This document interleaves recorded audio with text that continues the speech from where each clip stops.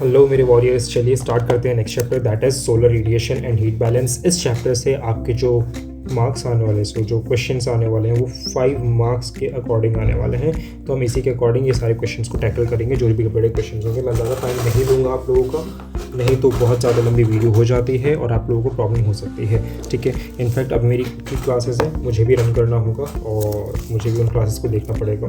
Okay warriors, चलिए start करते हैं आगे। फर्स्ट क्वेश्चन 5 मार्क के लिए आता है डायरेक्टली बेटा। ठीक है, heating and cooling of the atmosphere बेटा, वो किन किन रीजंस की वजह से हो सकता है। इट मीन्स एटमॉस्फेयर के अंदर हीटिंग भी होती है, कूलिंग भी होती है। कैसे हो सकती है बेटा, किन वजहों से हो सकती है, किन रीजंस की वजह से हो सकती है। तो हम यहाँ पर देखते हैं बेटा कि ये हीटिंग कूलिंग क्या है। The atmosphere is heated mainly by the earth surface and not directly by the sun. Atmosphere जो बेटा हमारे अर्थ का, ध्यान रखना, अर्थ है, अर्थ के ऊपर जो एटमॉस्फेयर है, ये सारी जो हीट होती है बेटा, वो हीट डायरेक्टली सन की वजह से नहीं होती, बल्कि हमारी अर्थ के अंदर जो गर्मी, जो हीट सन से ऑब्जर्व की है ना, वो वापस में रेडिएट होती है। एक एग्जांपल लेते हैं। ठीक है, आप धूप में गए, राइट, और धूप में गए और 1 घंटे से आप धूप में खड़े हो, ओके, आपकी बॉडी ने धूप की गर्मी को ऑब्जर्व कर लिया। आप फिर नीचे आओगे ना, ठीक है, तो आपकी बॉडी हीट हो जाएगी। हीट हो गया तो आप अपनी बॉडी पे टच मत करना, बस अपने पास रखो, तो भी आपको अपनी बॉडी की हीट आपको फील होगी। इससे क्या हो गया बेटा, आपकी बॉडी ने पहले सन की रेडिएशन को ऑब्जर्व किया, उसके बाद उसको रेडिएट किया। रेडिएट करने का मतलब होता है बेटा टू बाउंस बैक। ठीक है, यहाँ पर आपकी जो हीट है वो फिर से रिलीज हो रही है, बाउंस बैक हो रही है। इस तरह से जो बेटा हमारे अर्थ के सरफेस के ऊपर जो एटमॉस्फेयर है, हमारी अर्थ के सरफेस के ऊपर एटमॉस्फेयर है, वो इस तरह से गर्म होती है। ठीक है, वो डायरेक्टली सन की वजह से एटमॉस्फेयर गर्म नहीं होती, बल्कि हमारी अर्थ की रेडिएशन जो आपके रिलीज हो रही है हीट, उसकी वजह से होती है। सिंपल सी बात है। ओके, तो हम यहाँ पर एक रीजन जान लिया। अब मेन एक्सप्लेनेशन देखते हैं यहाँ पर किन किन तरह से बेटा ये हमारे एटमॉस्फेयर जो बेटा वो वार्म और कूल होता है। फर्स्ट बेटा इंसोलेशन। इंसोलेशन का मतलब होता है incoming solar radiation. It means sun की रेज जो है बेटा, ध्यान रखना, सन की रेज जब अर्थ की सरफेस पे पड़ती हैं तो इससे अर्थ की सरफेस बेटा वार्म हो जाती है, ध्यान रखना। ठीक है, सो इस वजह से बेटा जब sun reaches the earth in the form of the short wave radiation, a part of it that's observe by the earth surface. ठीक है, और इसकी वजह से हमारी अर्थ का सरफेस जो है वो वार्म हो जाता है। ठीक है, इसको हम बोलते हैं शॉर्ट वेव रेडिएशन। मैं थोड़ा ज़्यादा जल्दी बोलना पड़े क्योंकि अब मुझे निकलना है बेटा, I am getting so let, और प्रॉब्लम हो जाएगी अगर ज़्यादा लेट हो गया तो। ठीक है, और नेक्स्ट हम आते हैं बेटा टेरेस्ट्रियल रेडिएशन। टेरेस्ट्रियल रेडिएशन का मतलब बेटा, पहले तो आपने देखा अभी हीट कहाँ से निकली थी, सन से निकली थी। ठीक है, इंसोलेशन मतलब कि इनकमिंग सोलर की रेडिएशन, इसको हम इंसोलेशन बोलते हैं, राइट।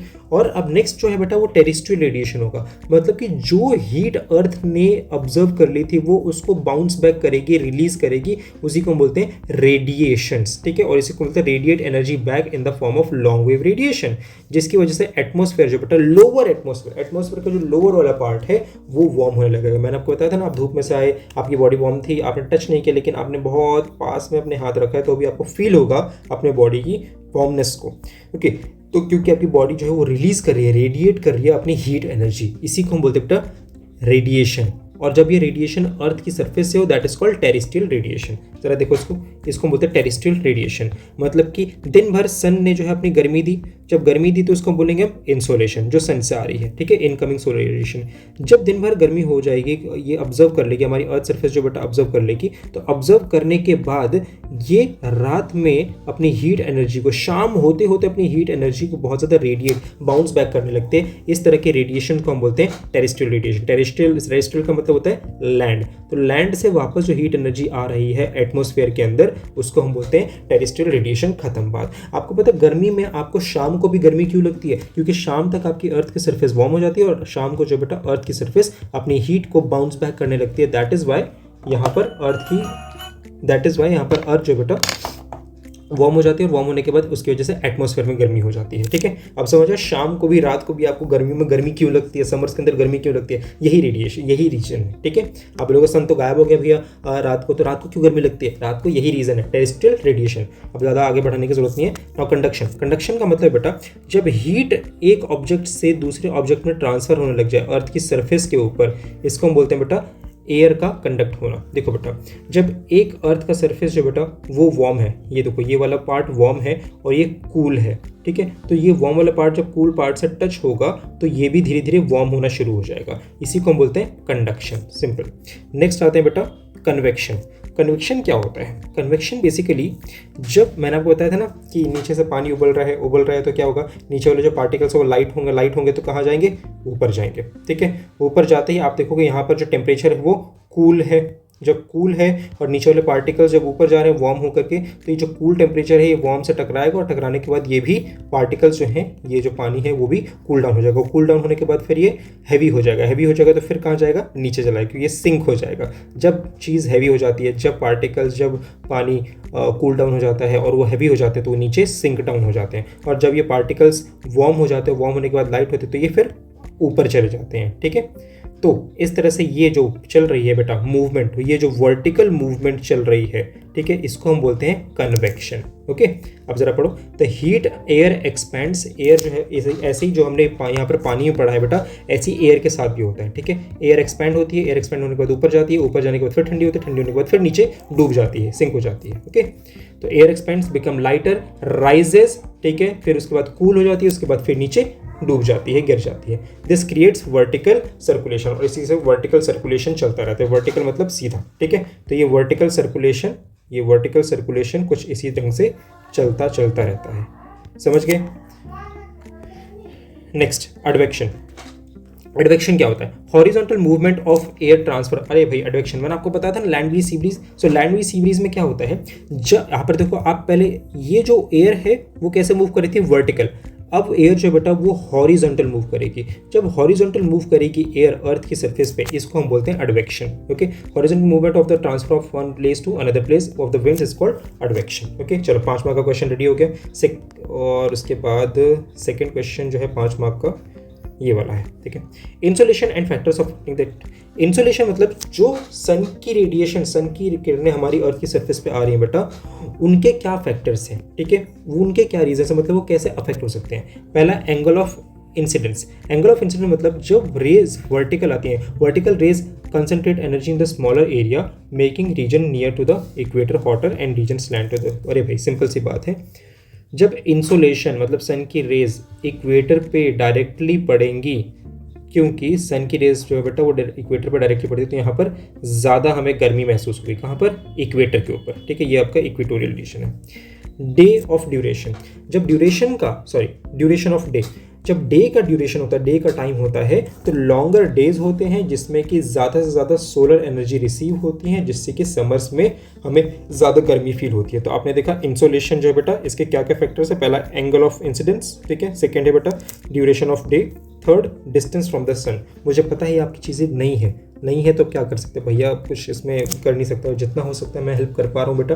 अगर ये चैप्टर मेरे साथ पहले से पढ़ा होता तो आपके ब्रेन में सब कुछ बहुत इंटरेस्टिंगली आपके ब्रेन में चला जाता और अच्छे से समझ आता। अभी भी आपको समझ आ रहा होगा, ऐसी बात नहीं है, मेरी पूरी मेहनत लगी यार। देखो, ये पिक्चर्स लाना, ये क्रिएट करना, दिस इज़ वेरी हेक्टिक यार, बट कराना तो पड़ेगा। Now, distance from the sun मतलब कि अगर किसी ऑब्जेक्ट का through the variation of the slightly effects the amount of the energy.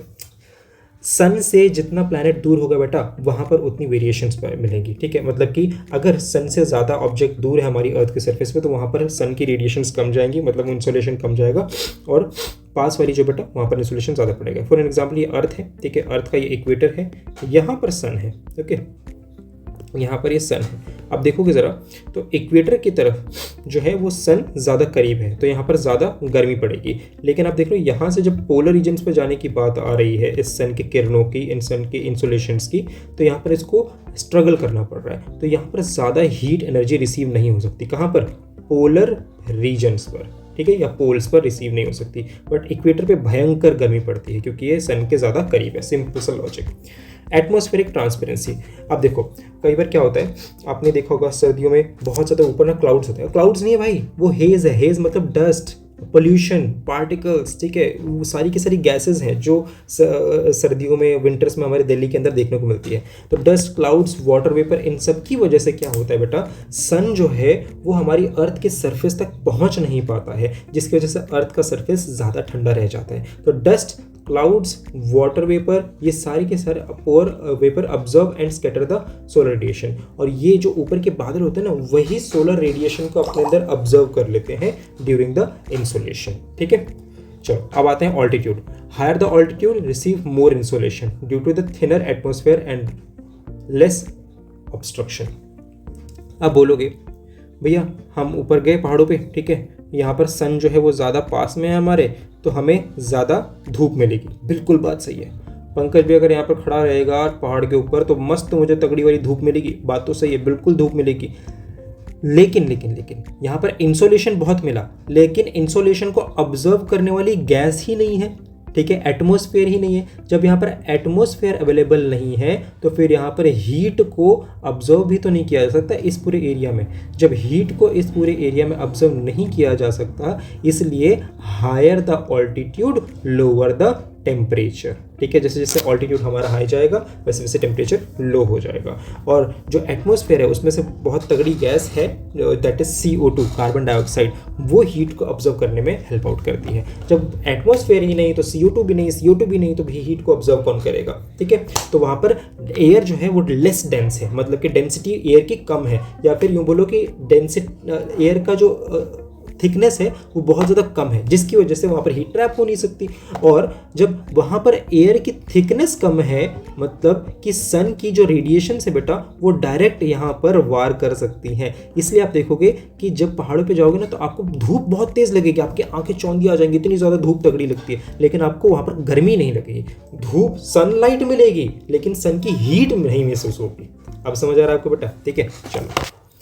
सो ये सारे रीजंस हैं जो कि इंसोलेशन को इम्पैक्ट करती हैं, मतलब इनकमिंग जो सूरज की किरणें हैं, सन की रेज हैं, उनको इम्पैक्ट करने वाली ये 5 रीजंस हैं। Next and last question of this chapter, factors affecting the distribution of temperature. Temperature जो बेटा किस किस फैक्टर पे डिपेंड करता है कि कहाँ का टेम्परेचर कैसे होगा, चेंजेस कैसे होंगे। पहला लैटिट्यूड, लैटिट्यूड का मतलब ये हमारी अर्थ में जो लोअर लैटिट्यूड्स हैं, जो इक्वेटर के पास है, वहाँ पर टेम्परेचर हाई रहेगा, ठीक है, टेम्परेचर हाई रहेगा। और जहाँ पर हायर लैटिट्यूड्स हैं, मतलब जो पोलर रीजन के पास है, वहाँ पर टेम्परेचर बेटा लो रहेगा, सिंपल सी बात है। ऑल्टीट्यूड, ऑल्टीट्यूड मैंने आपको बता दिया, हायर द ऑल्टीट्यूड टेम्परेचर वहाँ पर लो जाएगा, लोअर द ऑल्टीट्यूड टेम्परेचर यहाँ पर हाई चला जाएगा, ठीक है, लॉजिक है इसके पीछे। डिस्टेंस फ्रॉम द सी, वो रीजन जो समुद्र के आसपास हो, ठीक है, वो रीजन जो ओशियन के आसपास हो, समुद्र के आसपास हो, यहाँ पर टेम्परेचर ज़्यादा नहीं बढ़ेगा। लेकिन वो रीजन जो ओशियन से बहुत ज़्यादा दूर हो, वहाँ पर जैसे कि दिल्ली, हरियाणा, पंजाब, हमारे हिमालयाज़, यहाँ पर जो है ज़्यादा से ज़्यादा हमें हीट महसूस होगी, ठीक है, हीट भी महसूस होगी और ठंड भी महसूस होगी। मतलब कि जो डिस्टेंस फ्रॉम द सी होगा, मतलब कि जितना ज़्यादा डिस्टेंस बढ़ जाएगा सी से, उतना ज़्यादा वहाँ पर ठंड और गर्मी दोनों महसूस होगी। ये मैंने आपको बताया भी था, इसको हम बोलते हैं कॉन्टिनेंटैलिटी। ओशन करंट्स, ओशन करंट्स मैंने आपको बताया था बेटा कि जैसा warm ocean current, cold ocean current, ये मेरे पुरानी वीडियोज़ में भी है, ठीक है ना। जब वार्म ओशन करंट जो है किसी लैंड एरिया से टच होती हैं, ठीक है, तो वहाँ पर टेम्परेचर, अरे भाई बैटरी भी मेरी लो हो गई।